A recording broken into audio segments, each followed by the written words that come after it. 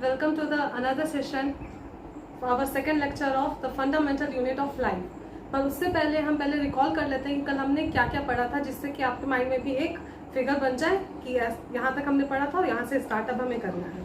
तो कल हमने क्या क्या पढ़ा था? कल हमने पढ़ा था कि लिविंग ऑर्गेनिज्म जो होते हैं वो किससे बने होते हैं? वो सेल से बने होते हैं। ठीक है, सेल से बने होते हैं। उस पर फिर हमने एक्टिविटी भी देखा था कि किस तरीके से ऑनियन बल्ब में रॉबर्ट हुक ने एग्जामिन किया था, उन्होंने निकाला था कि सेल का जो होता है फिगर कैसा होता है। ठीक है, तो ये सारी चीज़ हम लोगों ने कल पढ़ा। फिर हमने कल ये भी जाना कि किस तरीके से अलग अलग साइंटिस्ट ने अलग अलग टर्म दिए थे, अलग अलग चीज़ों की डिस्कवरी की थी। तो वहाँ पे फिर हमारा एक पॉइंट आया था सेल थ्योरी।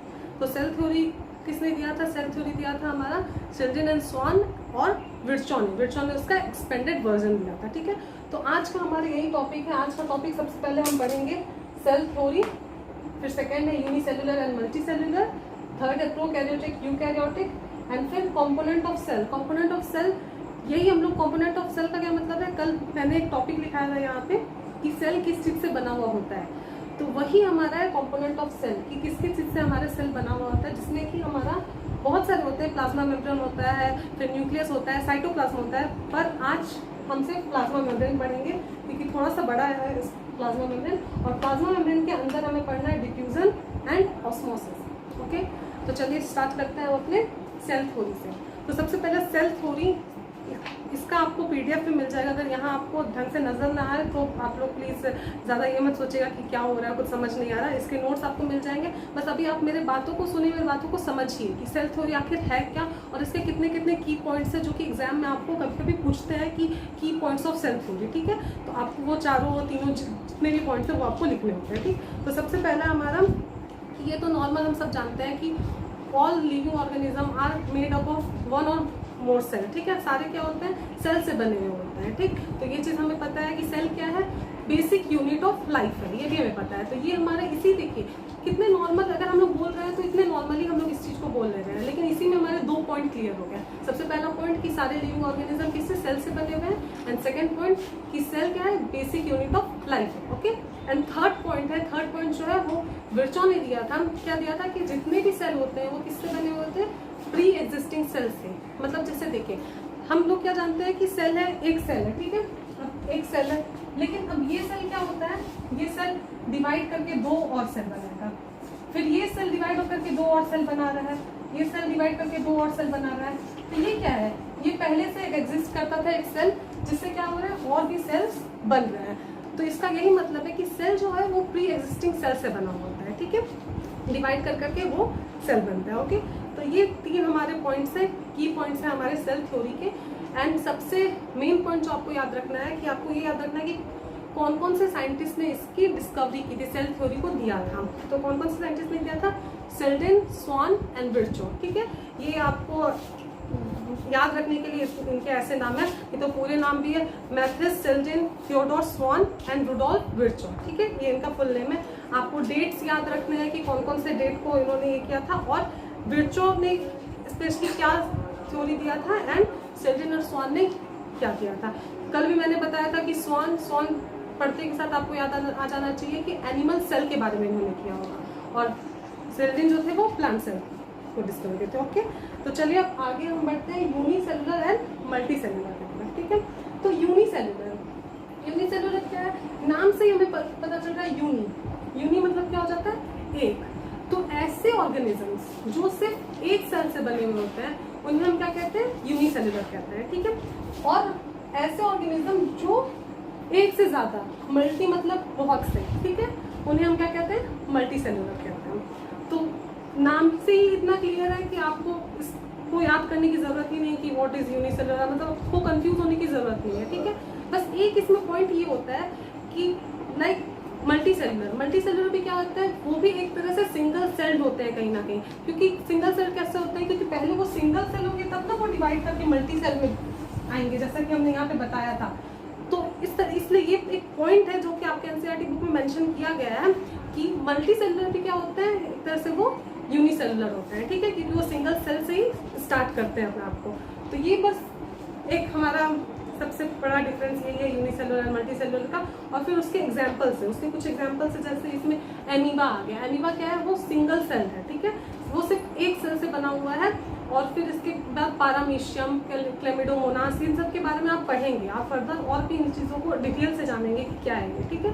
लेकिन फर्स्टली आपको बस यहाँ पे एग्जाम्पल्स याद रखने हैं और इसका डेफिनेशन क्या है बस वो याद रखना है, ठीक है। तो आगे हम पढ़ते हैं। ओके, तो मल्टी सेलुलर का एग्जाम्पल क्या हो जाता है, उसमें आप human is also a multi cellular organism, okay.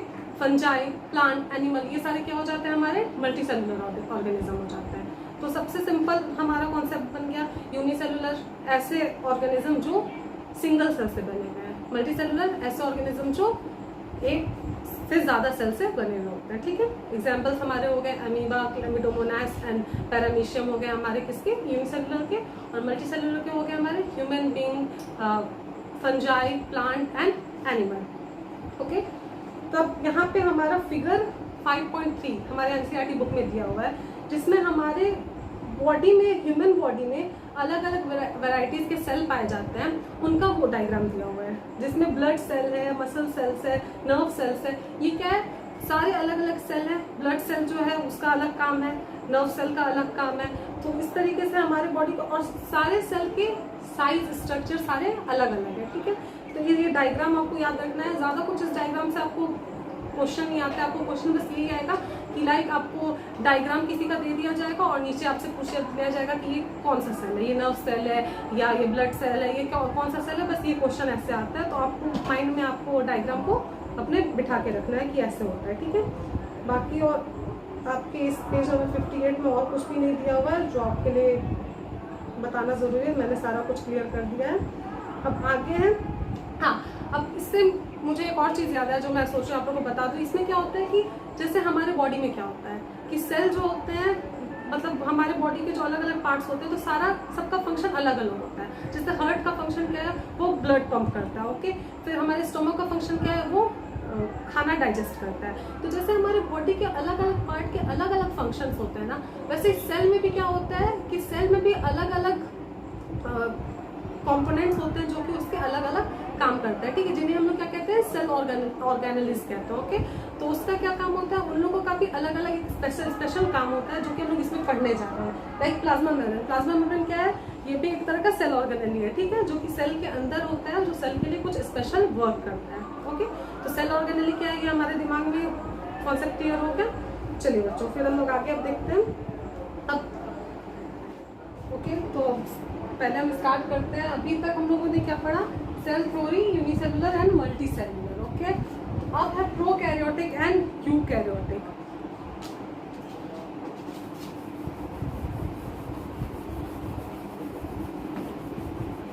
तो यहाँ मैं थोड़ा थोड़ा पॉइंट करके लिख देती हूँ, उतने डिटेल में यहाँ पे लिखूंगी नहीं क्योंकि मैं आपको PDF सेंड कर दूंगी, ऑलरेडी मैं ये बात बता चुकी हूँ।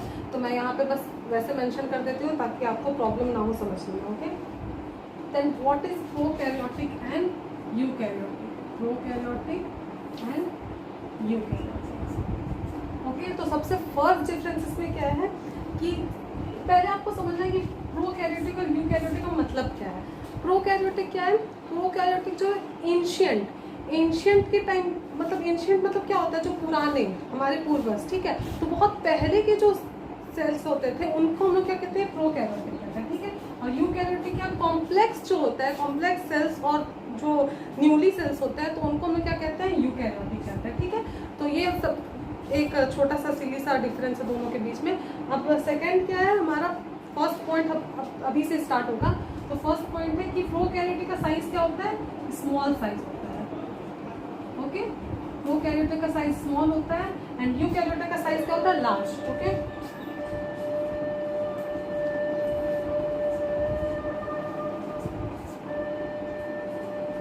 Our second point is nuclear region not surrounded by the nuclear membrane। इसमें क्या होता है कि जो न्यूक्लियस रीजन होता है ना, इसका जो सेल है, तो सेल के अंदर न्यूक्लियस तो पाया जाता है। तो न्यूक्लियस का भी क्या होता है, एक लाइक जैसे हमारा ब्रेन है, तो हमारे ब्रेन को क्या, उसको प्रोटेक्ट करने के लिए हमारे पास स्कल होता है। तो ऐसे ही न्यूक्लियस जो होता है, तो न्यूक्लियस को प्रोटेक्ट करने के लिए भी एक न्यूक्लियस मेम्ब्रेन होता है, ठीक है। तो जो कि इसमें प्रेजेंट नहीं होता है, ओके, और यहाँ पे वो प्रेजेंट होता है।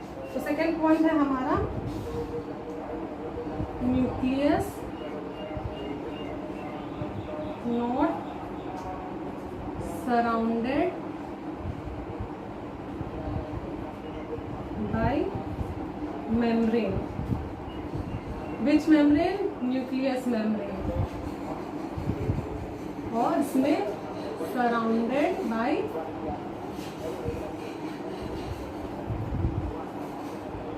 membrane. ओके, तो ये था हमारा सेकेंड पॉइंट। और थर्ड पॉइंट क्या है इसमें? न्यूक्लियोलस जो होता है वो यहाँ पे क्या होता है? एब्सेंट होता है और यहाँ पे प्रेजेंट होता है। ये सारा हम लोग डिटेल में पढ़ेंगे जब हम न्यूक्लियस पढ़ेंगे। तो न्यूक्लियोलस एब्सेंट और इसमें present. Okay, and fourth point is membrane bound cell organelles are absent. इसमें जितने भी मेम्ब्रेन बाउंड सेल ऑर्गेनेल्स जो होते हैं उसके जो मेम्ब्रेन बाउंड होते हैं वो यहाँ पे एब्सेंट होते हैं और यहाँ पे प्रेजेंट होते हैं। मेम्ब्रेन बाउंड ऑर्गेनेल्स एब्सेंट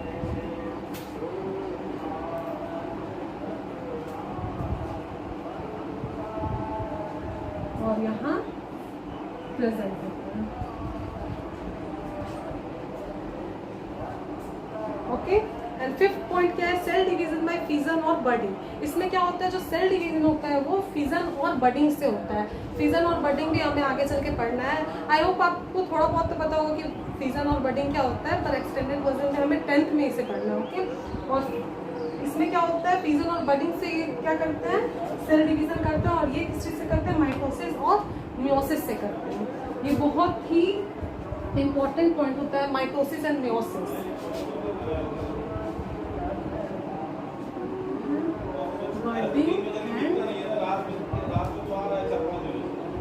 मेरी राइटिंग पे मत जाएगा, थोड़ा सा प्रॉब्लम हो रहा है यहाँ लिखने में।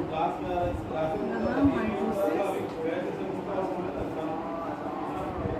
And meiosis. ओके, तो ये है फिफ्थ पॉइंट हमारा। तो एक बार जल्दी जल्दी हम लोग इसको रिकॉल कर लेते हैं वापस से। प्रोकैरियोटिक क्या होते हैं? स्मॉल साइज के होते हैं। यूकैरियोटिक लार्ज साइज के। प्रोकैरियोटिक क्या है? Nucleus not surrounded by nucleus membrane. Nucleus जो है न्यूक्लियस मेम्ब्रेन से सराउंडेड नहीं होते हैं। और यूकैरियोटिक में न्यूक्लियस जो है न्यूक्लियर मेम्ब्रेन से सराउंडेड होते हैं। थर्ड पॉइंट हमारा न्यूक्लियोलस एब्सेंट होता है, इसमें न्यूक्लियोलस इसमें प्रेजेंट होता है। फोर्थ पॉइंट हमारा membrane bound organelles absent, membrane bound organelles present. And fifth है कि सेल डिवीजन किससे होता है? यहाँ पे मैं सेल डिवीजन लिख देती हूँ। सेल डिवीजन किससे होता है? बडिंग से होता है और यहाँ पे माइटोसिस एंड मियोसिस से होता है। तो ये हमारा डिफरेंस था प्रोकैरियोटिक यूकैरियोटिक के बीच में। अभी आप कंफ्यूज मत होइए क्योंकि पीडीएफ में सेंड करूंगी, मैं ऑलरेडी एक बार और कह चुकी हूँ। तो ये बस ऐसे ही है कि आप एक बार रफली इस चीज़ को समझ जाए। ओके ओके, और यूनिसेलुलर और मल्टी सेलुलर में भी मैंने आपको डिफरेंस बता दिया है। तो जल्दी जल्दी से आप लोग उसको भी अपने माइंड में रिकॉल कर ले। जब तक मैं इसको साफ कर रही हूँ आप लोग रिकॉल कर ले अपने माइंड में। Unicellular, multi cellular, eukaryotic and prokaryotic. Okay, तो चलिए अब आगे चलते हैं। आगे क्या है हमारा? Components of cell. Components of cell plasma membrane के बारे में हम पढ़ेंगे। प्लाज्मा मेम्ब्रेन को क्या हम लोग सेल मेम्ब्रेन भी कहते हैं। Okay, plasma membrane is also called cell membrane. जो मेम्ब्रेन मतलब क्या होता है? मेम्ब्रेन मतलब क्या होता है? कवरिंग। ठीक है, किसी चीज को जो हम लोग कवर करते हैं तो आउटर मोस्ट जो होता है उसको हम लोग कवर करने के लिए कुछ ना कुछ चीज, अब सेल है उसको प्रोटेक्ट करने के लिए कवरिंग तो उसके पास होनी जरूरी है। नहीं तो पता चलेगा कि सेल तो ऐसे ही जब कवरिंग होने के बाद हमारे बॉडी के सेल इतने डैमेज होते हैं। तो अगर उसमें कवरिंग नहीं होगा तब तो पता चलेगा कि आप कहीं पे गिर रहे हैं, आपके बॉडी के सारे सेल मर गए, आप भी उस समय मर गए। तो ये इतना ईजिली हो जाएगा सबके लिए मरना ना कि फिर सब मरते ही चले जाएंगे। लेकिन यहाँ पे क्या होता है? सेल मेम्ब्रेन क्या होता है? उसको प्रोटेक्ट करता है जिसकी वजह से हमारे सेल जो होते हैं वो जल्दी डैमेज नहीं होता है। तो ये हमारा सेल मेम्ब्रेन था। एंड फिर सेल मेम्ब्रेन को हम लोग प्लाज्मा मेम्ब्रेन भी कहते हैं। प्लाज्मा मेम्ब्रेन और सेल मेम्ब्रेन आप कुछ भी कह सकते हैं, दोनों ही नाम इसको चलते हैं। इसको दोनों ही नाम पसंद है तो आप कुछ भी इसे बुलाएं, इससे फर्क नहीं पड़ता। ओके, तब इसमें हमारे क्या क्या पॉइंट्स है उसको हम एक बार डिस्कस कर लेते हैं। तो सबसे पहला तो पॉइंट ये हो गया कि it is also called cell membrane. And फिर सेकेंड है क्या इसमें? कि it is limiting boundary of each cell which separate the cytoplasm from its surrounding. इसमें क्या होता है कि ये क्या करते हैं कि साइटोप्लाज्म को सराउंडिंग से सेपरेट करते हैं। अब सिंपल सा बात है कि एक मेम्ब्रेन है जो आपको प्रोटेक्ट कर रहा है, तो वो क्या कर रहा है सराउंडिंग्स में और साइटोप्लाज्म के बीच में क्या होता है, एक लेयर हो जाता है। अभी आप कंफ्यूज हो रहे होंगे कि अभी साइटोप्लाज्म कहाँ से आ गए, ये क्या है। तो सबसे पहले बात है कि सेल जो होता है, जब आप प्लांट सेल या एनिमल सेल को देखेंगे तो क्या होता है, ये सेल है, ठीक है, इसके बीच में ये न्यूक्लियस है और ये सारे क्या है, ये सब है साइटोप्लाज्म, ठीक है, दिस इज न्यूक्लियस और ये सारे हमारे क्या है, साइटोप्लाज्म। तो अब ये क्या कर रहा है, अब सेल के पास क्या है, सेल मेम्ब्रेन, ठीक है, सेल मेम्ब्रेन जो इसको कवर करके रखा है। तो वो क्या कर रहा है, सराउंडिंग से तो इसको सेपरेट कर रहा है ना, ये बाहरी दुनिया है, बाहरी दुनिया से ये क्या कर रहा है, इसको सेपरेट कर रहा है। तो बस यही चीज यहाँ पे बताया गया है कि it is the limiting boundary of each cell which separate the cytoplasm from its surroundings. उसके सराउंडिंग से वो साइटोप्लाज्म को सेपरेट करता है। ओके, अब थर्ड पॉइंट हमारा क्या है, it is found in both plant as well as animal cells. ये क्या होता है, सेल मेम्ब्रेन प्लांट सेल्स में भी पाए जाते हैं और एनिमल सेल्स में भी पाए जाते हैं। सारे सेल को ही प्रोटेक्ट करने के लिए प्लांट्स में, एनिमल्स में, हर जगह। अब सेल है तो भाई उसको तो प्रोटेक्शन चाहिए होगा ना, तो दोनों में पाए जाते हैं। फोर्थ पॉइंट है, it is made up of protein and lipid, ठीक है। तो ये जो सेल मेम्ब्रेन है वो किस चीज़ का बना हुआ होता है, वो किस चीज़ का बना, प्रोटीन्स और लिपिड का बना हुआ होता है। लिपिड क्या है, फैटी ऑर्गेनिक कंपाउंड होते हैं जिसको हम लोग लिपिड कहते हैं। उस प्रोटीन और लिपिड से ये क्या बनता है, सेल मेम्ब्रेन जो है वो बनता है। ओके, फिर फिफ्थ पॉइंट है हमारा, plasma membrane is selectively permeable in nature, it allow और permits the entry and exit of some material in and out of the cell. तो ये हमारा एक बहुत इंपॉर्टेंट पॉइंट है, क्योंकि सेलेक्टिवली परमेबल मेम्ब्रेन भी इसे कहा जाता है। सेलेक्टिवली परमेबल मेम्ब्रेन क्यों कहा जाता है, आपको नाम से ही समझ में आ रहा है, सेलेक्टिव मतलब ये क्या करता है कि ये लाइक ये मेम्ब्रेन है, ठीक है, तो ये क्या कर रहा है, अब जिन चीज़ों को की ज़रूरत इससे है, अब यहाँ से कुछ चीज़ें आ रही हैं, ठीक है, अब इसे लग रहा है कि इन चीज़ों की ज़रूरत मुझे है, ये इसे परमिट कर देगा अंदर आने के लिए, इनकी ज़रूरत नहीं है तो इन्हें ये बाहर का दरवाज़ा दिखा देगा। तो यही है कि सिलेक्टिवली के लिए मतलब क्या होता है कि वो सिलेक्टेड चीज़ों को अलाउ करता है अपने अंदर आने के लिए। ओके, तो इसलिए हम लोग इसे क्या कहते हैं, सिलेक्टिवली परमेबल मेम्ब्रेन कहते हैं। तो हम फिर सिक्स्थ पॉइंट क्या है, it is flexible and can be folded, broken and united, ठीक है।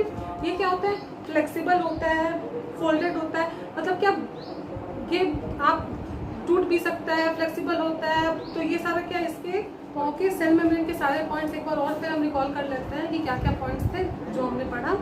तो सबसे पहला पॉइंट क्या था कि cell membrane is also called plasma membrane, cell membrane को हम लोग प्लाज्मा मेम्ब्रेन भी कहते हैं। फिर सेकेंड पॉइंट था हमारा, it is the limiting boundary of each cell which separate the cytoplasm from the surrounding. मतलब ये क्या करता है कि जो साइटोप्लाज्म को सराउंडिंग से क्या करता है, सेपरेट करता है। फिर थर्ड पॉइंट हमारा क्या था कि ये प्लांट सेल और एनिमल सेल दोनों में पाया जाता है। फोर्थ पॉइंट इज प्रोटीन और लिपिड से बना हुआ होता है। एंड फिफ्थ पॉइंट हमारा कि सेलेक्टिवली परमेबल मेम्ब्रेन भी इसे हम कहते हैं। सेलेक्टिवली परमेबल मेम्ब्रेन क्यों कहते हैं, क्योंकि ये सिलेक्टेड चीज़ों को ही अंदर आने देता है, बाकी सबको बाहर का रास्ता दिखा देता है। फिर सिक्स्थ पॉइंट हमारा क्या है, सिक्स्थ पॉइंट हमारा है कि ये फ्लेक्सिबल होता है, फ्लेक्सिबल होता है और मतलब वापस से अपना, अगर आप उसको कितना भी खींचो कितना भी मोड़ो तो वापस से वो अपने शेप पे आ जाता है। ओके, तो ये 6 पॉइंट हमारे थे सेल मेम्ब्रेन के। फिर अब आगे हमारा कि सेल मेम्ब्रेन के फंक्शंस क्या क्या है, मतलब कि ये क्या क्या वर्क करता है। ओके, तो फंक्शन इसके क्या है कि it regulate the movement of molecule inside and outside the cell. अब ये क्या करता है कि अब सेल मेम्ब्रेन का काम मैंने बताया कि सिलेक्टिवली परमेबल मेम्ब्रेन भी कहते हैं। तो इसका काम ही ये क्या है कि ये जो मूवमेंट्स होते हैं अंदर बाहर का, तो इसको क्या करता है, वो मैनेज करता है कि किन चीज़ों को अंदर लाना है, किन चीज़ों को अंदर नहीं लाना है। तो ये अलग करने का, सेपरेट करने का इसका काम होता है। और फिर सेकंड क्या है, its help in maintaining the distinct composition of the cell, कि अब सेल के अंदर की जो चीज़ें हैं उन सबका क्या क्या काम है वो सबको ये देखता है। ओके, तो ये दो इसके फंक्शन।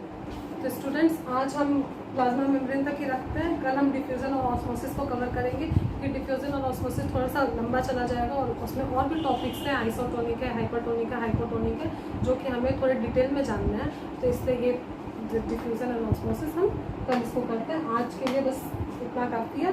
तो आपको इन सबका नोट्स मिल जाएगा, प्रोवाइड हो जाएगा आपको, आप उसको नोट डाउन कर लेंगे और ये वीडियो को देखें। And thank you, all the best.